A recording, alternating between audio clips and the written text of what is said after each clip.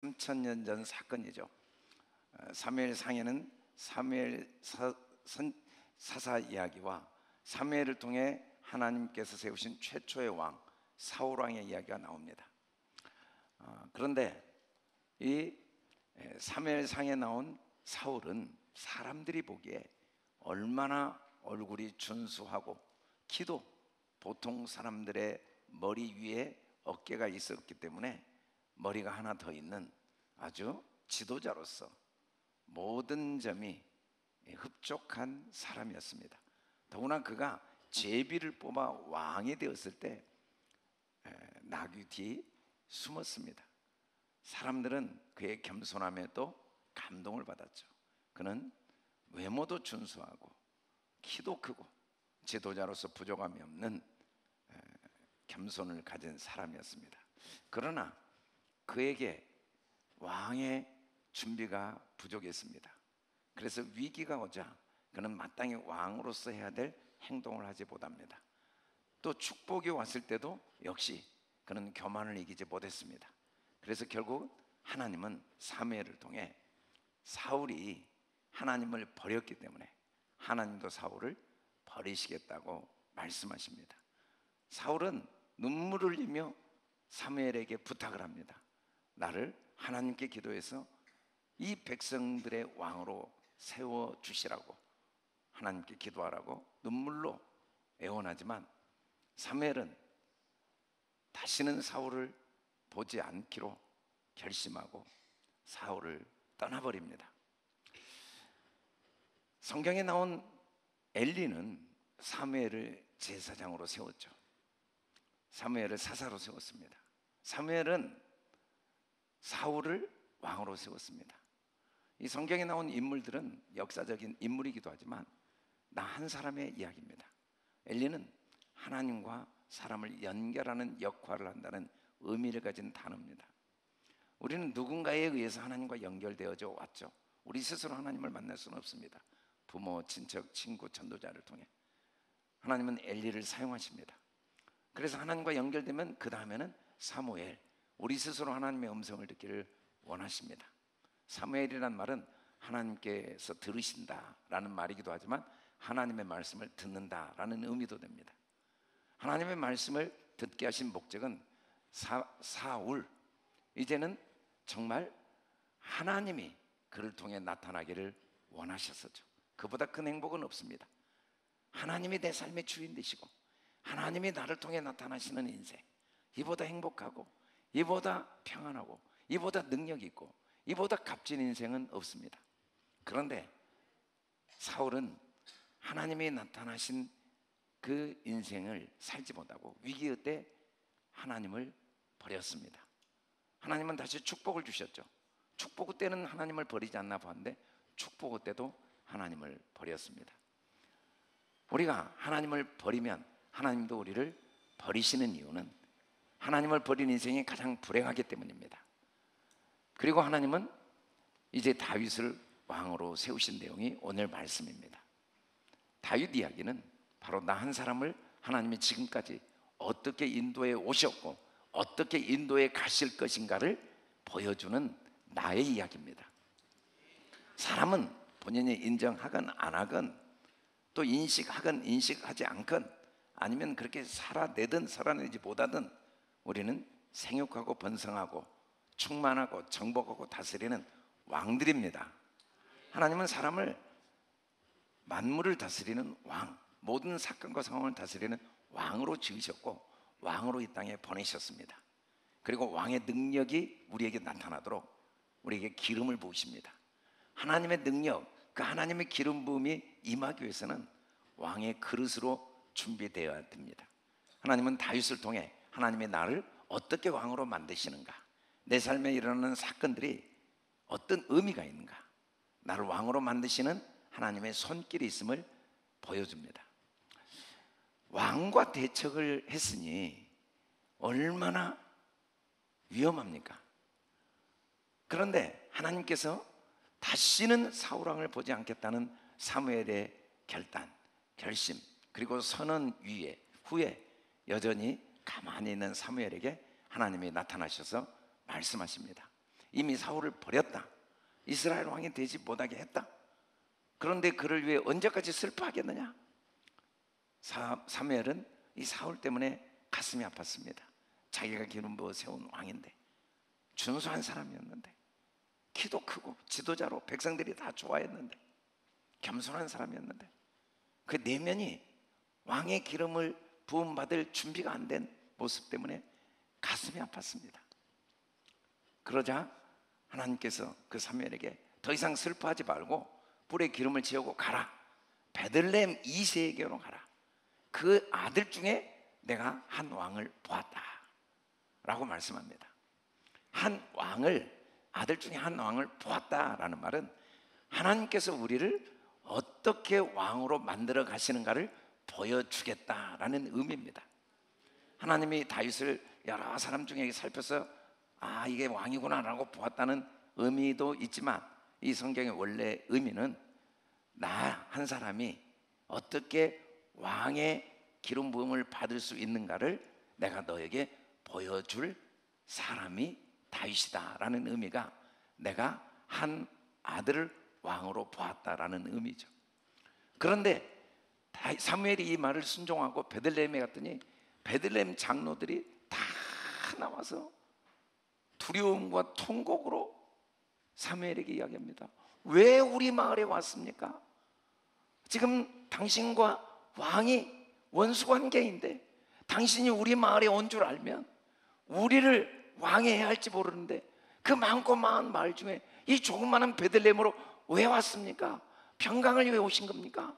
라고 두려움으로 다 나와서 사울을 거절한 거죠. 그랬더니 사무엘을 거절한 거죠. 사무엘이 내가 평강을 위해 왔다, 걱정하지 마라, 내가 하나님께 제사 드리러 왔다 라고 이야기를 합니다.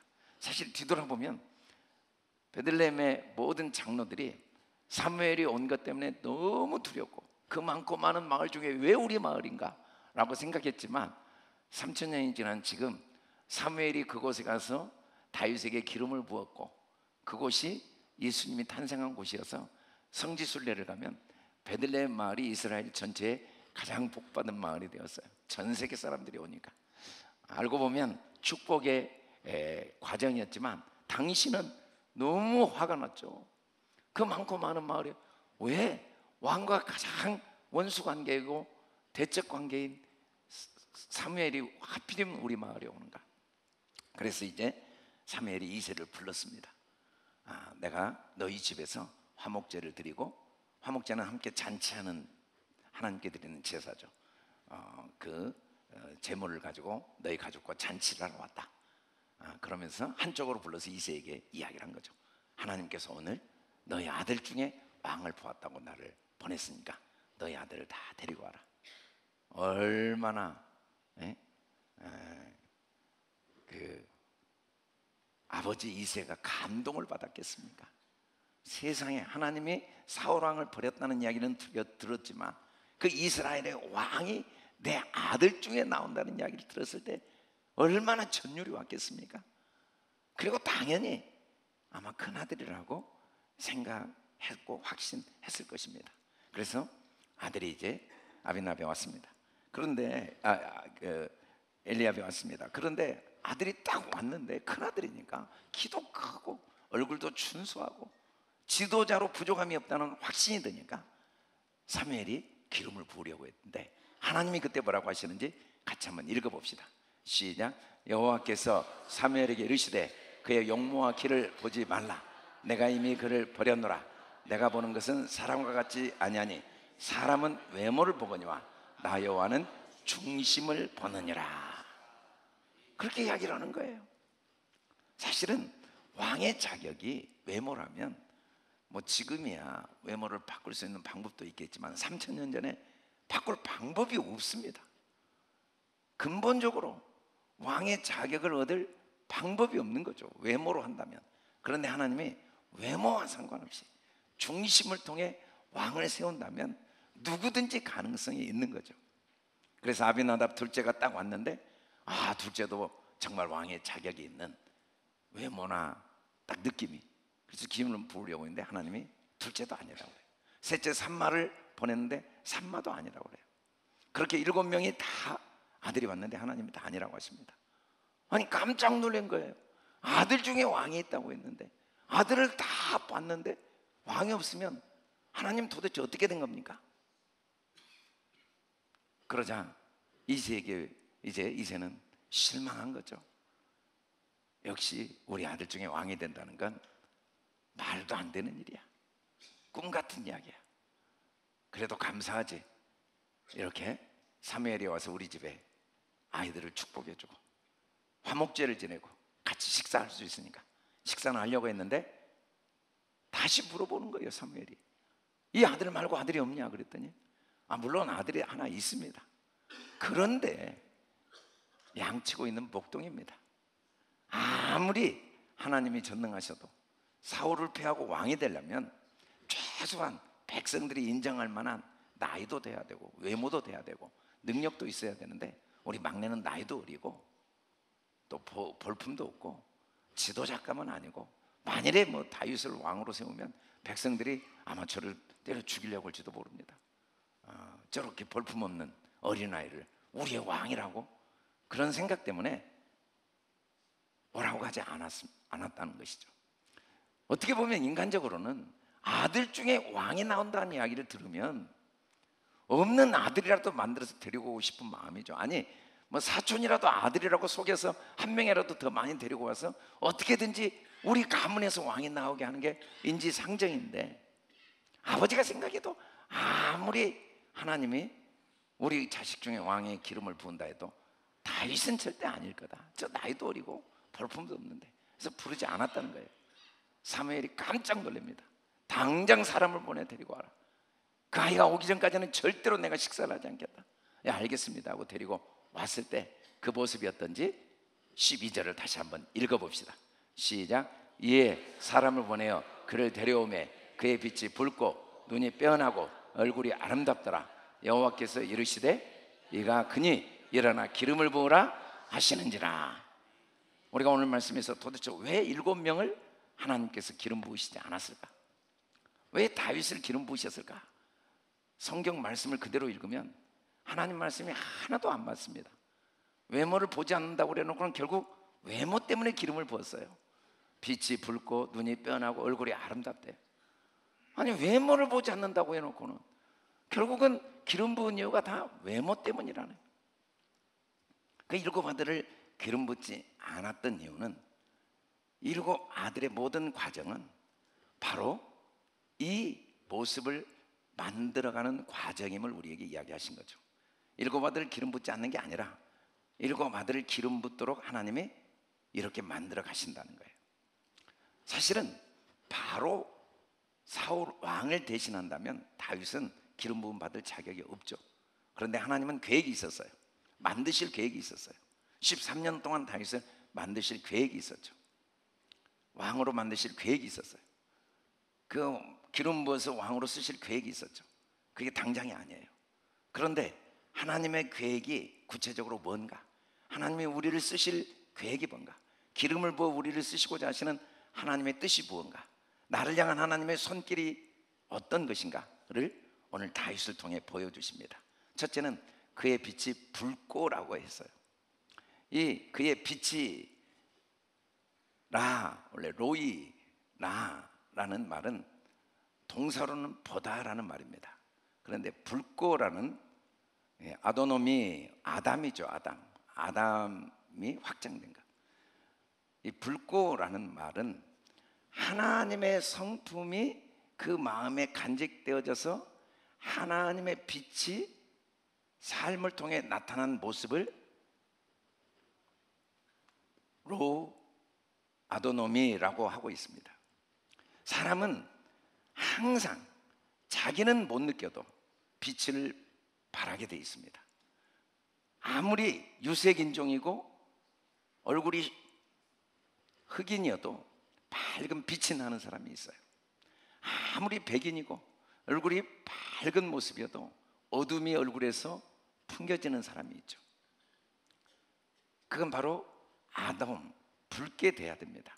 우리가 창세기 25장 30절에 보면 에서가 사냥을 갔다 옵니다. 배가 너무 고픈 거예요. 그래서 붉은 죽을 주라고 합니다. 그런데 야곱이 뭐라고 이야기하냐면 장자의 명분을 내게 주면 팥죽을 주겠다고 해요. 그러자 에서가 아니 명분이 무슨 소용이 있겠느냐, 명분을 주게 되니까 빨리 죽을 줘라 해서 죽을 먹게 된 후에 에서의 이름이 에돔, 이게 아담, 에도놈이 붉은이라는 의미. 그래서 에돔 족속이 에서의 후손이고 붉은 족속이죠. 이 붉은이라는 말은 하나님의 성품이 마음의 중심에 채워진 상태예요. 우리가 사형리 전도 용지를 보면 의자가 있고 그 의자에 내가 앉아 있고 주님이 옆에 있는 모습이 있습니다. 또 의자에 내가 앉아 있고 주님이 밖에 있는 모습이 있어요. 그리고 또 의자에 주님이 앉아 있고 내가 그 옆에 있는 모습이 있죠. 우리는 입술로는 주님을 섬긴다고 하지만 사실은 내가 마음의 주인 되어서 살 수도 있어요. 그러면 반드시 어둠이 내 삶을 통해 나타납니다. 답답합니다. 불안합니다. 그러나 주님이 내 마음의 주인이 딱 되신 순간 신기하게 마음이 밝아집니다. 밝은 붉은 모습, 하나님의 빛이 반드시 나타납니다. 이사야 63장 1절을 같이 한번 읽어봅시다. 시작. 에돔에서 오는 이 누구며 붉은 옷을 입고 보스라에서 오는 이 누구냐, 그의 화려한 의복 큰 능력으로 걷는 이가 누구냐, 그는 나이니 공의를 말하는 이요 구원하는 능력을 가진 이니라. 붉은 옷을 입은 사람은 공의를 말하는 이, 구원의 능력을 가진 자. 하나님은 우리 마음의 주인이 주님이 되도록 우리를 끊임없이 도우십니다. 우리 삶에 일어나는 모든 문제들은 주님이 주인 되시지 않았다는 증거이고 그 문제는 주님을 주인으로 모실 기회입니다. 주님을 주인으로 모신 순간 그 문제 때문에 어두워졌던 얼굴이 어둠이 물러가게 됩니다. 그리고 밝은 빛이 나를 통해 흘러나오게 됩니다. 예수님께서 이스라엘 백성들 지도자들에게 이 백성이 입술로는 나를 공경하는데 마음은 내게서 멀다. 그 말의 의미가 사람의 계명, 사람의 교훈을 가르치고 그걸 경배하는 거예요. 중요한 건 하나님인데 사람이 뭐라고 하느냐, 상황이 어떠냐는 중요하지 않아요. 모든 문제는 내 안에 주님이 주인이 되시지 않는 것만 문제입니다. 세상에 문제는 하나도 없어요. 모든 문제는 기회죠. 문제는 내가 주님이 주인이 아니심을 깨닫는 기회고, 문제는 주님을 나의 마음의 주인으로 모실 기회입니다. 그래서 문제를 통해 우리는 점점 빛이 붉게 되는 거죠. 이 사람의 빛, 세상의 빛, 세상 빛은 참 빛이 아니에요. 어둠의 빛이 점점 내 삶에서 사라지고 주님의 영광의 빛, 그 진리의 빛, 생명의 빛이 내 안에 점점 채워질 기회입니다. 사도 바울은 사람이 마땅히 우리를 그리스도의 일꾼이요 하나님의 비밀을 맡은 자로 여길지어다. 그리고 맡은 자에게 구할 건 충성이니라 라는 말을 합니다. 여러분, 어떻게 아무리 내가 문제가 많다 하더라도 그 유명한 사무엘 선지자가 집에 오는데 그 선지자가 화목제를 드리고 함께 음식을 먹으며 하나님의 복을 빌어주는 축복의 자리인데 남도 아니고 자기 아들을 오라고 하지 않을 수가 있겠습니까? 오라고 하지 않는 것도 고통스러운데 그 어렵고 힘든 양들을 자기 혼자 돌보는 목동의 역할을 맡길 수가 있겠습니까? 얼마나 아버지가 원망스럽고 얼마나 자기 자신이 한탄스럽고 얼마나 형들이 미웠고 마음의 불평과 원망, 분노, 억울함, 절망과 좌절을 느낄 수밖에 없었겠습니까? 그런데 시편 78편 71절은 뭐라고 합니까? 같이 한번 읽어봅시다. 시작. 젖 양을 지키는 중에서 그를 이끌어내사 그의 백성인 야곱 그의 소유인 이스라엘을 기르게 하셨더니. 하나님이 다윗을 이유 없이 그냥 무조건 왕으로 기름 부으신 게 아니라 바로 그때 젖 양을 열심히 지키고 있었어요. 비록 아버지가 나를 버렸지만, 부모도 나를 버렸지만, 내 모습이 너무 비참하고 내가 하는 일이 너무 억울하지만 이 일이 하나님이 내게 맡기신 일로 믿고 아버지가 맡긴 일이 아니라 우리는 하나님의 일꾼, 그리스도의 일꾼입니다. 내가 남편 역할을 하는 게 내 아내의 남편이 아니라 하나님이 내게 맡기신 역할이죠. 내가 아내 역할을 하는 게 남편과 결혼해서가 아니라 하나님이 내게 맡기신 역할이죠. 내가 다닌 직장이 그 회사에서 나를 고용한 게 아니라 하나님이 내게 맡기신 일이죠. 그게 마음에 주님을 주인으로 모신 사람입니다. 하나님의 일이기 때문에 사람이 뭐라고 하느냐, 결과가 어떠하느냐, 상황이 어떠하느냐가 중요한 아니라 내게 주어진 일에 충성하는 것, 그게 왕의 마음입니다. 왕의 능력입니다. 그 시간, 지나온 시간을 후회하고 자책할 시간이 없습니다. 그 시간, 앞날을 염려하고 불안해할 여유가 없습니다. 하나님이 내게 맡기신 일을 기쁨과 즐거움으로 최선을 다해 의미 있고 가치 있고 보람 있게 열매 맺게 하기 위한 노력에 집중하는 능력, 그게 바로 빛이 붉은 빛이 나는 인생입니다. 왕의 능력입니다. 왕의 그릇입니다. 하나님은 그게 기름을 부으십니다. 그리고 때가 되면 하나님이 자기 백성 야곱, 그의 소유 이스라엘을 맡기실 때가 옵니다.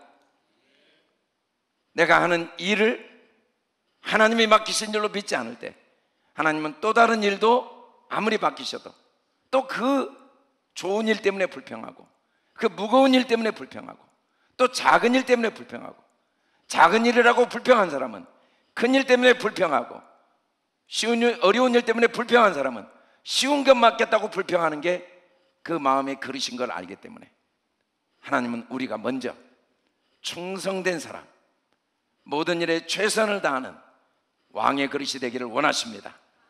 그럴 때 하나님이 반드시 기름을 부으사 우리에게 이스라엘을 기르게 하십니다.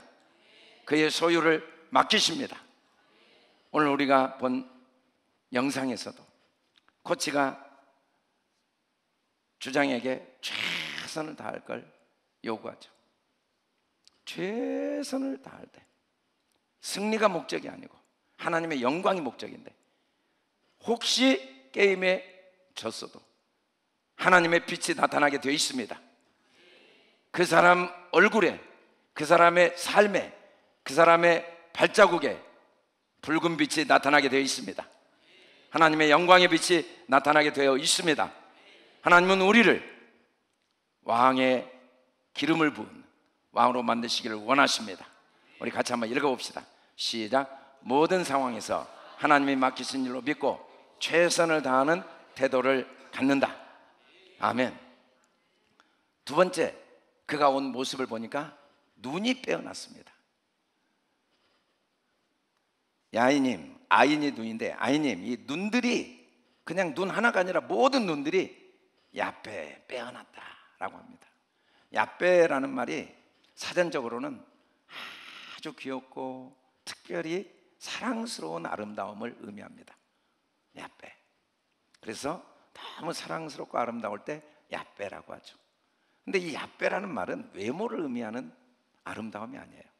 이 요드, 페, 헤이라는 말은 그 입술의 고백이 하나님이 하신 그대로 고백하고, 그 발걸음과 손길이 하나님이 하신 길과 하나님의 손길이 그대로 나타난 모습을 야빼라고 해요. 그걸 성경은 아름답고 빼어나고 말합니다. 눈이 빼어나다라는 말은, 다윗은 양을 돌보는 중에 자기보다 몇 배 큰 곰이 올 때 눈이 빼어나니까 그 곰을 달려가서 양을 죽이려고 하는 곰의 수염을 잡고 그 곰을 쳐 죽였습니다. 또 사자가 와가지고 양을 죽이려고 하면 눈이 빼어나기 때문에 그 사자가 사자로 보이지 않고 집에 있는 개처럼 보여서 달려가서 그 사자의 수염을 잡고 입을 벌려 쳐 죽이고 양을 구했다고 이야기를 합니다.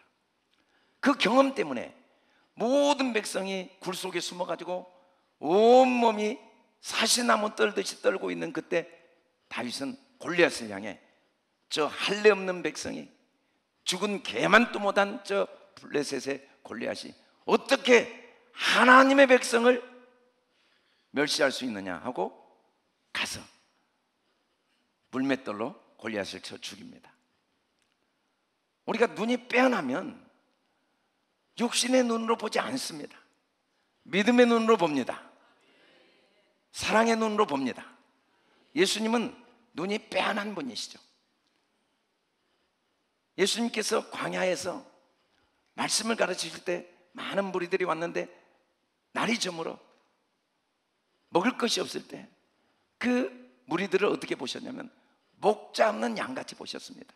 그들을 불쌍히 여기시고 그리고 제자들을 통해 그들에게 먹을 걸 주라고 말씀하십니다. 제자들은 믿음이 없었죠. 그러나 예수님 믿음이 있었죠. 그래서 물고기 2마리와 떡 5개로 축사를 하셔서 그 모든 무리들을 다 먹이신 내용이 나옵니다. 하나님은 우리가 믿음의 눈이 열리기를 원하십니다. 믿음의 눈을 가지면 어떤 경우에도 반드시 살려줍니다. 더 풍성케 해줍니다. 고난과 시련을 통해 하나님의 은혜를 더 깨닫고 더 믿음을 배우고 서로를 더 격려하고 반드시 살려줍니다.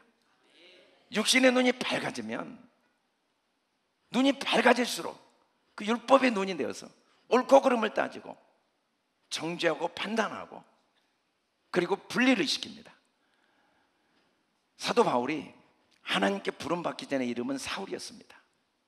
그는 육신의 눈에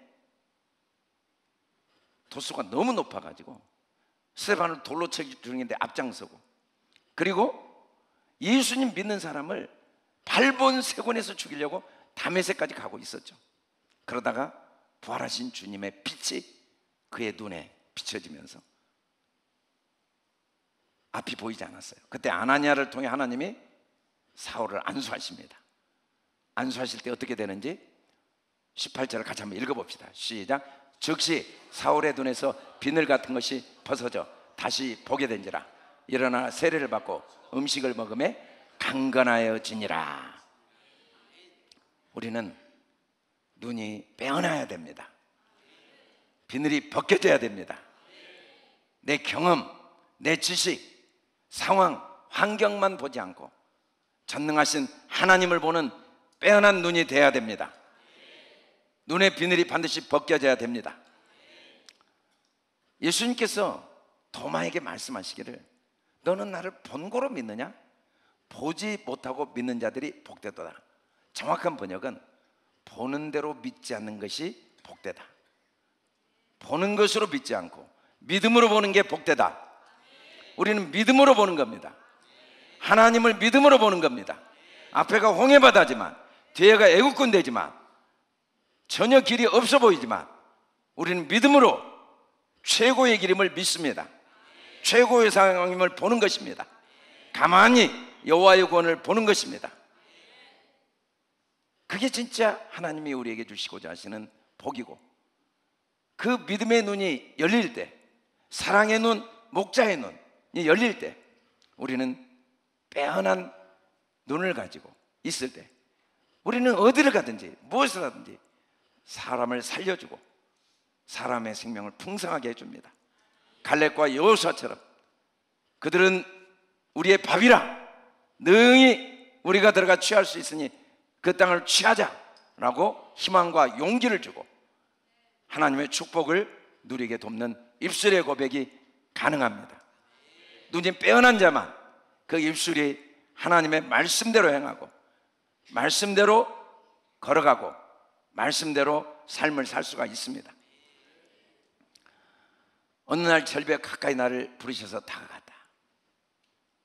갑자기 유복한 집안이었는데 아버지가 서울에 가서 돈 좀 많이 벌려고 올라갔다가 과로사로 돌아가신 지 2년도 안 돼서 학교에서 축구하다가 꽁에 맞아서 두 눈이 실명을 해버립니다. 지금의 의술이었다면 절대 실명하지 않겠죠. 아들이, 장남이 실명했다는 사실을 알고 난 순간 어머니가 혼절하여 그대로 돌아가셔 버립니다. 갑자기 사남매만 덜렁 남게 되니까 누나가 생계를 책임지기에 아침부터 저녁까지 일하다가 과로로 죽어버립니다. 이제는 자기와 동생 둘만 남게 된 거죠. 얼마나 인생이 비참합니까?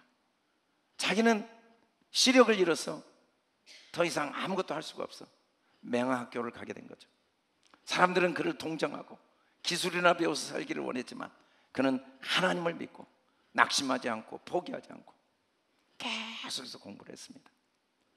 하나님께서 특별한 은혜를 주셔서 연세대학교를 졸업하고 또 미국에 가서 한국인으로서 시각장애인으로 최초로 박사학위를 받게 한 거죠. 그리고 부시 대통령 때는 장애인 인권 차관 보호 정도의 우리 한국 사람으로는 최고의 공직 생활을 하게 된 사람이죠. 바로 강영호 박사입니다. 강영호 박사가 하늘나라 가기 전에 자서전을 자기 간증 전기를 쓰게 되죠. 사람이 오르지 못할 산은 없다.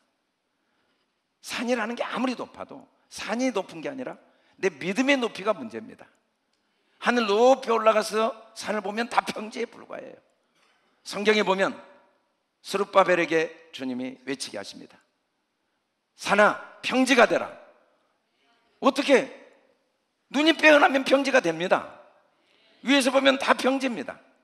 문제만 보면 산이 높지만 내가 하나님을 의지하고 육신의 눈으로 보지 않고 전능하신 하나님, 십자가에서 나를 위해 목숨까지 주신 하나님을 믿는 믿음을 가지고 문제를 보면 그건 다 평지에 불과합니다. 문제는 하나님을 믿는 믿음을 배울 기회입니다. 하나님을 더 마음의 주인으로 모실 기회입니다. 믿음의 눈이 더 빼어나게 될 기회입니다. 믿음의 높이가 하나님께로 올라갈 기회입니다. 절벽 가까이 나를 부르셔서 다가갔더니 하나님께서 나를 절벽에서 밀어뜨려 버린 거예요. 아버지 돌아가시고 절벽으로 가서 하나님께 나갔더니 갑자기 실명이 되고, 실명이 돼서 절벽에서 하나님께 부르짖었더니 하나님 나에게 왜 이러신 거예요? 어머니 돌아가셔 버리고 절벽에서 자기를 밀어뜨려 버리고 의지할 게 하나도 없고 이제는 죽었구나 하고, 하나님 도대체 왜 나한테 이러신 겁니까? 왜 나한테 이렇게 가혹하고 자롱하십니까? 라고 할 때 떨어져 보니까 비로소 내 몸에 날개가 있다는 것을 알게 되었다고 고백합니다. 두려움의 절벽이 이 세상에 없고 어딘지 날아다닐 수 있는 창공이라는 걸 알게 된 거죠. 절벽이 아니라 창공. 믿음의 눈만 열린다면, 눈이 빼어나게만 된다면 절벽이 아니라 창공이라는 걸 알게 된 겁니다. 하나님은 우리에게 끝없이 절벽으로 부르셔서 밀을 때가 있습니다. 왜냐하면 한 번도 사용하지 않는 날개를 사용하게 돕도록 하시기 위해서, 가려져 있는 눈의 비늘을 벗겨주시기 위해서, 믿음의 눈, 목자의 눈, 사랑의 눈, 어떤 경우에도 살리는 말, 풍성케 하는 입술의 고백이 자연스럽게 나오도록 나를 축복하기 위해서. 우리가 오르지 못할 산은 절대로 없습니다. 다만 우리의 믿음의 눈이 열려있지 않을 뿐입니다. 우리의 믿음의 높이가 아직 주님께로 올라가지 못했을 뿐입니다. 우리 같이 한번 읽어봅시다. 시작. 빼어난 믿음의 눈, 사랑의 목자의 눈으로 나와 다른 사람을 살린다. 하나님께서 우리를 어떻게 만드십니까? 세 번째는 얼굴이 아름답더라. 이 로이, 원래는 라인데 이 로이라는 말이, 라라는 말이 바라보다라는 말이에요. 그리고 토브, 아름답다, 이건 외모를 의미한 게 아닙니다. 토브, 그 타부, 마음 깊은 곳까지, 마음 제일 밑바닥까지 하나님의 말씀이 하나하나 뿌리를 내려서 그 말씀으로 마음이 가득 채워진 상태를 아름답다라고 말합니다. 내 생각이 다 바닥까지 내려간 거예요. 내 생각이 하나하나 다 철저하게 다 바닥 저 밑에까지 내려가고 하나님의 말씀이 마음 깊은 곳까지, 내 생각 깊은 곳까지 내려온 상태를 아름답다. 그 증거가 뭡니까? 도대체 하나님의 말씀이 내 속에 깊이 내려온 증거가 뭡니까? 표정이 그래요. 표정을 보면 알 수가 있죠. 표정. 사울은 너무너무 위기를 맞이합니다. 갑자기 블레셋이 침공하니까 백성들이 두려워 떨고 하나님의 도우심을 구해야 되는데 사무엘은 오지 않고 너무너무 불안하고 두려워서 하나님 도움을 받기 위해서 제사장만 드려야 될 번제를 자기가 드려버립니다. 사무엘이 와서 사울을 책망합니다. 하나님이 너를 버리셨다. 아니, 저는 너무 두려웠습니다. 제 상태가 한번 돼보세요. 이 상황이 돼보세요. 어떻게 뭔가라도 하나님의 도움을 구하기 위해서 제사를 드리지 않을 수 있는지 라고 변명합니다. 그러자 하나님이 이번에는 아말렉을 진멸하는 은혜를 주십니다. 그래, 두려워서 나를 불순종했냐? 그럼 한번 성공을 시켜줘 볼게. 그리고 아말렉을 완벽하게 진멸하게 하십니다. 그리고 부탁을 합니다. 모든 백성들과 모든 기름진 것들을 다 진멸하여 여호와께 드려라. 그러나 사울은 어떻게 했습니까? 아각, 그 왕이죠. 양, 소, 가장 좋은 것, 기름진 것, 어린 양, 모든 좋은 것 남기고 진멸하기를 즐겨하지 않고 가치 없고 하찮은 것만 진멸했습니다. 위기에 떼어서 하나님을 불순종한 게 아니고 자기 생각대로 한 게 아니고 축복의 때에도 하나님을 불순종하고 자기 생각대로 했습니다. 세상에서 가장 아름다운 모습은 하나님이 우리에게 주신 자유의지, 무한한 선택의 능력을 하나님의 말씀에 순종하는 데 사용하는 것입니다. 그보다 아름다운 게 없어요. 형들이 나를 어떻건, 나를 노예로 팔았건, 내가 감옥에 갔건 하나님이 다 나를 위해 하신 일로 믿고 마음 깊은 곳에서 그걸 하나님의 일하심과 사랑으로 믿고 그 믿음의 증거는 얼굴 표정으로 나타나죠. 얼굴 표정으로. 세상에서 가장 추한 모습은 억울해. 내가 뭘 잘못했어? 내가 다 한 건데 하나님의 은혜를 다 잊어버리고 불평하고 원망하고 억울해하고 자책하고 낙심하고 교만해지는 모습보다 추한 모습은 없습니다. 주님이 뭐라고 하십니까? 같이 한번 읽어봅시다. 시작. 사무엘이 이르되 여호와께서 번제와 다른 제사를 그의 목소리를 청종하는 것을 좋아하심 같이 좋아하시겠나이까? 순종이 제사보다 낫고 듣는 것이 수양의 기름보다 나으니. 다윗은 무조건 순종했습니다. 자기가 너무 죄를 지어서 솔로몬이 바세바와 아들을 낳았는데 그 아들이 죽었을 때도 더 이상 원망하지 않았습니다. 하나님이 그를 왕으로 세우셨다고 교만하지 않았습니다. 내가 무엇이 간데 하나님 나를 왕으로 세우셨습니까? 나는 이렇게 왕궁에 있는데 여호와는 아직도 성막에 있습니까? 여호와의 전을 건축하기를 원했습니다.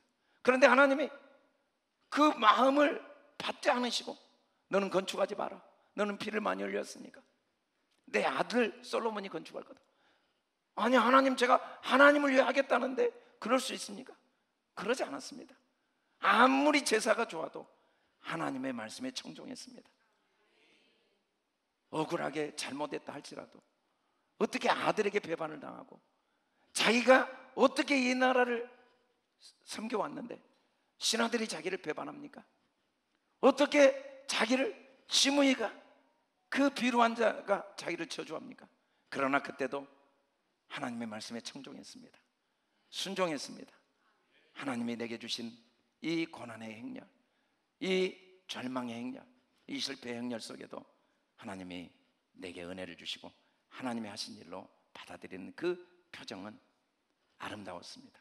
우리 같이 한번 읽어봅시다. 시작. 너희의 단장은 머리를 꾸미고 금을 차고 아름다운 옷을 입는 외모로 하지 말고 오직 마음에 숨은 사람을 온유하고 안정한 심령으로 썩지 아니할 것으로 알아. 이는 하나님 앞에 값진 것입니다. 집도 있었습니다. 가족들도 행복했어요. 사회적인 지위도 있었습니다. 그런데 예수님 믿는다는 이유 때문에 로마에 의해서 집을 다 빼앗겼어요. 가족이 뿔뿔이 흩어졌어요. 나그나가 돼버렸어요.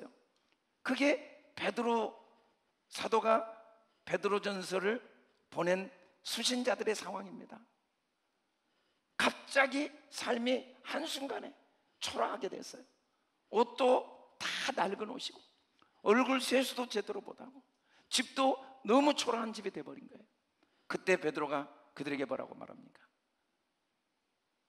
외모로 하지 말고 마음에 숨은 사람을 온유하고 안전한 심령으로 단장하라. 이게 가장 값진 것이다. 여러분, 왕의 능력은 어떤 경우에도 표정이 온유하고 안정된 것입니다. 하나님이 다 하신 일이니까. 비록 내가 노예로 끌려갈지라도, 비록 내가 아들에게 배반을 당해 피난길을 가고 있을지라도, 비록 내 아들이 죽었을지라도, 그럼에도 불구하고 내 마음은 온유합니다. 내 얼굴은 평안합니다. 억울해, 분노의 표정, 교만의 표정, 그 표정보다 추한 게 없지만 하나님이 내게 주신 은혜를 기억하고 하나님을 마음의 주인으로 모시고 하나님이 이 모든 것 속에 나를 향한 선하심, 토부, 하나님이 하신 일 중에 하나님이 안 하신 일이 없지만 하나님이 안 하신 일이 존재할 수 없으며 하나님이 하신 일인데 어떻게 선하신 하나님이 하신 일 중에 선하지 않는 게 있을까? 라는 마음, 그 마음을 간직한 그릇에 하나님은 왕의 기름을 부으십니다. 시편 78편 72절에 이에 그가 그들을 자기 마음의 완전함으로 기르고, 마음의 완전함이 아름답습니다. 내가 마음이 완전하다는 것, 어떤 경우에도 하나님의 선하심을 믿어 확신하는 거죠. 그게 어떻게 나타납니까? 표정으로 나타납니다. 항상 온유한 마음을 갖게 됩니다. 항상 안정된 심령을 갖게 됩니다. 누구를 대해도 겸손하고 따뜻하고 감사하고 존경하고 환경과 상황, 사건에 의해서 사람을 차별하지 않습니다. 항상 마땅히 행할 일을 행하는 거죠. 그가 나에게 어떻게 했느냐는 나의 행동의 기준이 될 수가 없습니다. 그가 나에게 어떤 말을 했느냐는 나의 말의 기준이 될 수가 없습니다. 얼굴이 아름다운 사람은 항상 온유한 심령으로, 안정된 심령으로 마땅히 하나님의 자녀답게 모든 사람을 귀하게 여기고 모든 은혜를 기억하고, 은혜 아닌 게 하나도 없으면 기억하고, 그래서 완전한 마음으로 능숙하게 삶을 살아갑니다. 하나님은 우리가 유능한 사람이 되기를 원하지 않으십니다. 아무리 유능해도 그 유능함 때문에 나와 남을 고통스럽게 합니다. 하나님은 우리가 유용한 사람이 되기를 원하십니다. 부족하지만 하나님께 영광이 되고 다른 사람이 유익이 되고 내 삶에 아름다운 열매가 맺기를 원합니다. 하나님께 쓰임받는 사람이 되기를 원합니다. 왕의 사람이 되기를 원하십니다. 우리는 외모를 바꿀 수는 없습니다. 갑자기 내가 키가 커지거나 얼굴이 변하거나, 그럼에도 불구하고 비록 나병으로 손발이 다 문드러졌지만, 얼굴이 튀어나오고 눈이 튀어나왔지만, 그럼에도 불구하고 그 마음에 주님을 주로 모실 때 그에게 붉은 빛이 나올 수밖에 없습니다. 그의 눈이 빼어날 수밖에 없습니다. 그의 얼굴이 아름다운 표정이 나올 수밖에 없습니다. 그 천진난만한 표정, 그 감사의 표정, 그 전사의 표정이 나오지 않을 수가 없습니다. 하나님은 우리를 그런 축복을 주시기를 원하십니다. 같이 한번 읽어봅시다. 시작. 나를 하나님께 산 제물로 드리는 좋은 표정의 사람이다. 아멘. 우리 같이 한번 읽어봅시다. 시작. 왕의 기름을 부음을 받자. 시작. 이에 사람을 보내어 그를 데려오매 그의 빛이 붉고 눈이 빼어나고 얼굴이 아름답더라. 여호와께서 이르시되 이가 그니 일어나 기름을 부으라 하시는지라. 모든 상황에서 하나님이 맡기신 일로 믿고 최선을 다하는 태도를 갖는다. 빼어난 믿음의 눈, 사랑의 목자의 눈으로 나와 다른 사람을 살린다. 나를 하나님께 산 제물로 드리는 좋은 표정의 사람이다. 하나님 아버지,